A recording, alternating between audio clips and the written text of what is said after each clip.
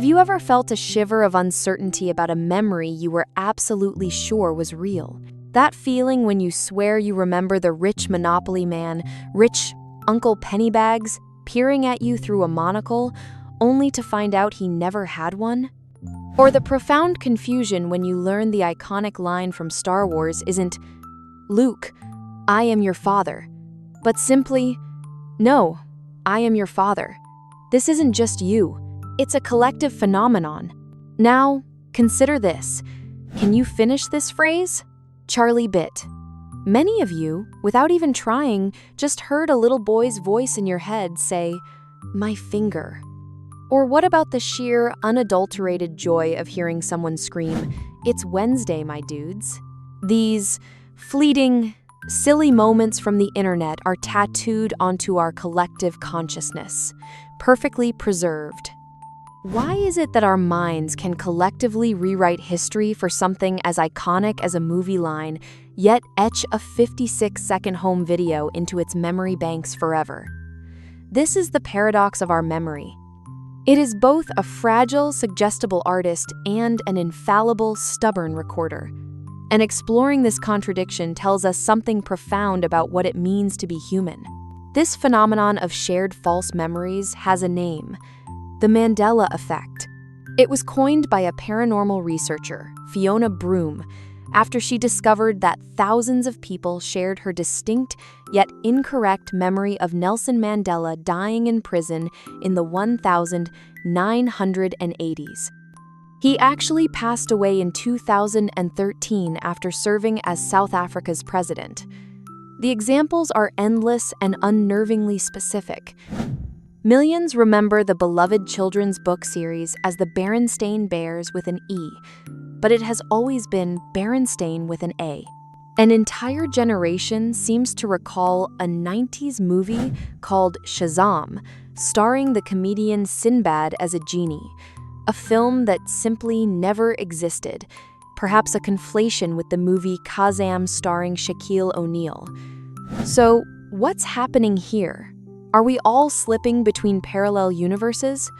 While it's a fascinating thought, psychology offers some more grounded and equally compelling explanations. Our memory isn't a perfect video camera. It's a reconstructive process. Think of it like a storyteller, using bits of real information and filling in the gaps with what makes sense. This filling in is a process called confabulation, where our brain generates false memories to create a coherent narrative, not out of a desire to deceive, but to make sense of a fragmented past. Often, the Mandela Effect can be explained by what psychologists call schema theory. We all have mental shortcuts, also called schemas, for how we understand the world. For example, we might imagine what a rich old man from the early 20th century looks like. Maybe he has a top hat, a cane, and even a monocle. Because of that picture in our minds, many people correct the Monopoly man to fit this idea, even though he never had a monocle. The same thing happens with the cartoon Looney Tunes. Many people remember it as Looney Tunes, because tunes is a common word for cartoons. It feels logical. It feels right.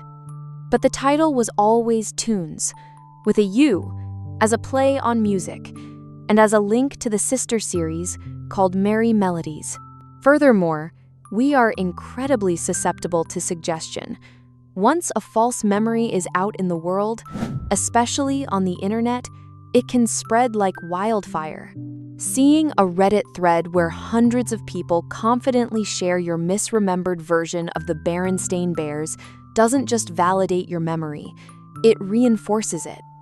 Each time we recall a memory, our brain re-encodes it, and sometimes this process incorporates new, false information from outside sources.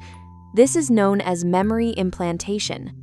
A misquote repeated often enough online becomes more familiar than the original, creating a feedback loop of collective misremembering.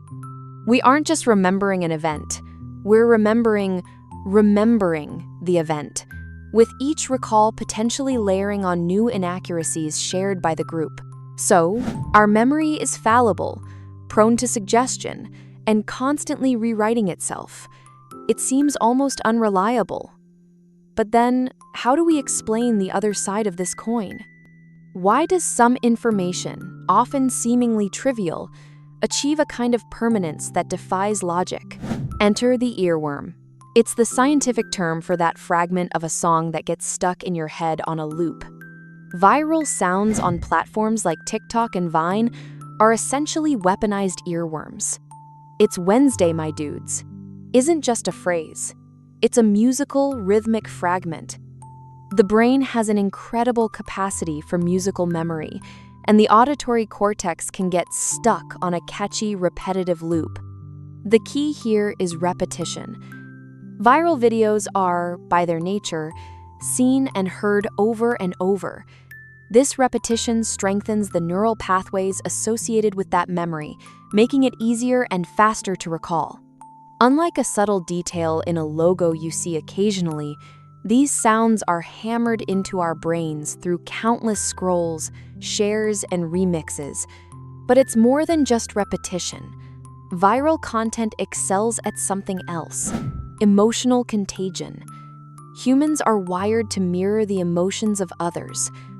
When we watch "Charlie Bit My Finger," we feel a genuine spark of surprise and amusement from the boys' authentic interaction. That simple, raw emotion is incredibly contagious. Sharing the video becomes a way of sharing that feeling. This creates a powerful social component. Remembering a meme or a viral sound isn't just a solo act of recall, it's a password to a shared cultural experience. It signals that you're part of the in-group, you get the joke. This desire for connection and social validation provides a powerful motivation to not just consume, but to remember and participate in the trend. So we have two sides of memory's strange character.